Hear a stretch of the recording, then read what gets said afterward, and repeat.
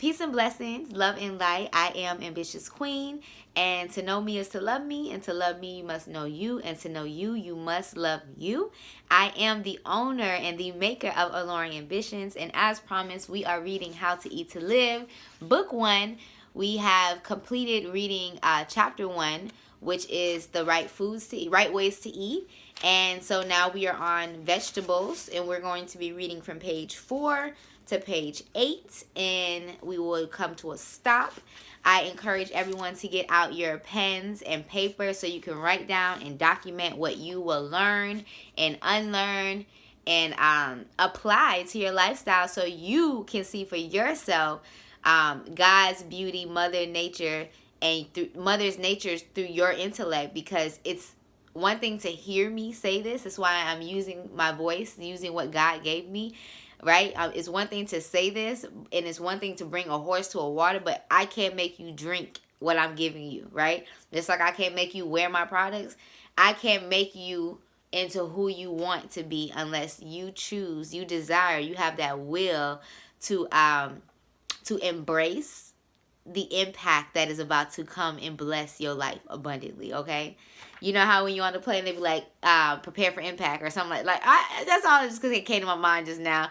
So let's brace ourselves because we're about to go on this journey. Okay, so vegetables, page 4. Virtually all vegetables are good to eat except collard greens and turnip salad. The roots of turnips do very well, but not the salad. Cabbages are good, especially the white head, but not the green leaves. Cauliflower is a really fine vegetable, but take away the green leaves. There are a lot of other good vegetables that have been grafted from original vegetables. Though some of the grafted vegetables are not good to eat, do not eat the vegetable called kale. Eat some spinach, but do not become an habitual spinach eater. Eat rutabaga, a little every now and then. You may eat as much garlic and onion as you like, but no sweet potatoes and no white potatoes. Sweet potatoes were never good for any human to eat. They are good for hogs, but not for you. White Irish potatoes are a food for people who live in frigid zones, a staple food for such as Europe, Northern America, and Canada. But potatoes and rice are too starchy for you and me. They laden us with too much starch and fat, which are friends to diabetes. Sweet potatoes are full of gas. Do not eat them. There are many more vegetables you will find edible or forbidden to eat in this book. If you like, write me for information on other vegetables not mentioned here. Peas. Allah forbids us to eat peas. He considers most peas fit for cattle and herds of animals, but not for the delicate stomachs of human beings.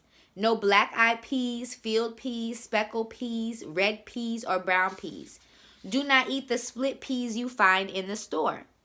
Peas, collard greens, turnip greens, sweet potatoes, and white potatoes are very cheaply raised foods. The southern slave masters used them to feed the slaves and still advise the consumption of them. Most white people of the middle and upper class do not eat this lot of cheap food, which is unfit for human consumption. Beans, dry. No beans did he advise except the small navy, the small size and not the large size, the little brown pink ones and the white ones. This bean he valued to be very high in protein, fats, and starches, and it is a safe food for prolonging life. As you will find, most of the Muslims like their bean soup. These beans are dry beans. He said that he could take one of our babies and start him off eating the dry small navy bean soup and make that child live for 240 years. He described no other bean. This dry bean or pulse is of ancient origin. It was this bean, according to certain historians, that Daniel preferred for himself and his followers in the prison of Nebuchadnezzar. Do not add rice and meats to these beans because they contain proteins, fats, and starches. Fruits. Virtually all fruits are good. We eat apples, oranges, bananas, pears, peaches, tangerines, mangoes, plums, grapes. Do not eat processed, dried grapes. Eat natural sun-dried grapes. Pomegranates, lemons, and grapefruits. Bread. Eat whole wheat, but not the whole grain. It is too much for the digestive system. Eat wheat, never white flour, which has been robbed of all its natural vitamins and proteins sold separately as cereals. You know as well as I that the white rice is a commercializing people and they do not worry about the lives they jeopardize so long as the dollar is safe. You might find yourself eating death if you follow them. He flatly forbids us to eat cornbread. The white race and some African people used to live off corn bread because it is cheaply made. It is not good for human consumption because of its potency, which only animals' stomachs are able to digest. Positively, do not eat cornbread. If you must or are forced to eat it, he said to cook it 2 or 3 times, put it up, sour it with a good yeast, dice onions into it, and let it ferment like wheat bread. After this, cook it 2 or 3 times. Never eat fresh hot corn muffins or hot cakes and syrup. When you eat half-cooked bread, it shortens your life, as all bread will rise again in our stomachs, buckling our stomach and intestinal walls. The more it is cooked, the less this will happen. Rye bread, if it is cooked enough, is fine to eat. It is not good for office people. They are not active enough to digest such a bread. It is good for a working man doing manual labor. Office workers should not even eat baked beans nor beans with rice and meat in them because their jobs do not permit them enough activity to digest such heavy foods. Prepare your own food. Take time and prepare your own foods.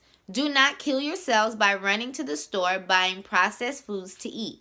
And never buy those ready-made biscuits. We plan to install health food departments in our bakeries, grocery store, and restaurants soon. Watch for them. Do not eat the highly rich soybean, which is a new flour on the market. These beans are for cattle, not human beings. The oil from soybeans is not good for our stomachs. Soybean flour is being mixed with wheat flour by the flour mills. In fact, the Christians are experimenting with all foods. They do not care what they eat as long as it does not kill them instantly. Beware. For good health, we should raise and prepare our own food. As I said in this book, the white race is a commercializing race by nature. It is the almighty dollar they are after, not long life. Remember, cook your bread thoroughly. Make thin rolls so that you can cook them well done. The rolls should be sliced, and those slices of bread should be toasted through and through before they are eaten. There is no such thing as being too stale. Actually, stale bread is better on your stomach and digestive system. Positively, eat no nuts. The eating regulations in this book are a must with my followers. Begin at once. Eat only 1 meal a day, regardless of the work you are doing. Do not put lard in your bread. Use vegetable oil, corn oil, pure butter, olive oil, or whatever good vegetable oil you choose. Keep any hog or swine out of your foods. Do not eat fried or hard-baked foods. If you can, avoid them. When it comes to meats, no fried chicken or steaks. Nothing fried. Fried foods are hard on your digestive system and will cut short your life. Praise be to Allah. Now we have completed chapter 2. I pray that these words resonate with you and that if there is something in this book that you have been doing and that you want to try to stop, take baby steps with yourself and first acknowledge where you are in that process and then start thinking about the steps of how you can change whatever food it is that you're eating And when you implement something new, it removes it can remove that old food, that bad habit. So for example, for me, when I switched my diet from being a meat eater, I became a pescatarian. And I say this very lightly because some vegans will come for me and be like, well, you're still eating fish and it's a meat, and but you got to acknowledge where you are in your process. Me, I'm low body weight. I'm little. I'm real little over here, okay? And so when I first switched, I went like cold turkey, and I went ham, and I passed out. I was like, girl, stop. It don't have to be like this. So I just share my experience with you to say, be nice to yourself, be graceful. It took me a while to get my household to eat the way that I'm eating, and it had to start with somewhere, and it had to start with myself. I couldn't make my babies eat something that I wasn't trying to do myself. So praise be to Allah for that. And be careful, because when you tell your babies what you ain't supposed to eat, and then you go ahead and eat that thing, them babies gonna come to you and be like, hey, didn't you tell us we couldn't eat this? So that's nothing I want to say. So baby steps with your journey, baby steps with your process. Remember, you are what you eat, and that's the whole reason why we're doing this, reading this book, is because I would be doing a disservice to you to be selling you any natural products for your body, for your mind, for your soul, if I don't share with y'all where I get my knowledge from, where I get my understanding from. And that's what I wanted to bring to the table to you all. To let you know that this is bigger than me. You got to go. It's not about Justine. It's not about just alluring ambitions. It's a movement, and all of us must know how to eat to live, because that is how preventative care becomes a conversation. Preventative care becomes a lifestyle. But preventative care becomes self-love. And so we won't have to wait until someone is sick to provide healing or nature or just healthy options in your life. We don't have to wait.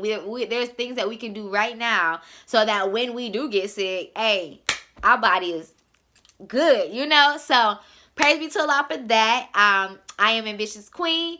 Don't forget to shop alluringreigningambitions.com, and make sure you share this with someone. Share what you learned and comment down below. Let me know if this is helping you and how it's helping you, and if there are other things that you would want me to provide from the Nation of Islam, if there are other things that you would like me to provide from Alluring Ambitions, like herbal insights.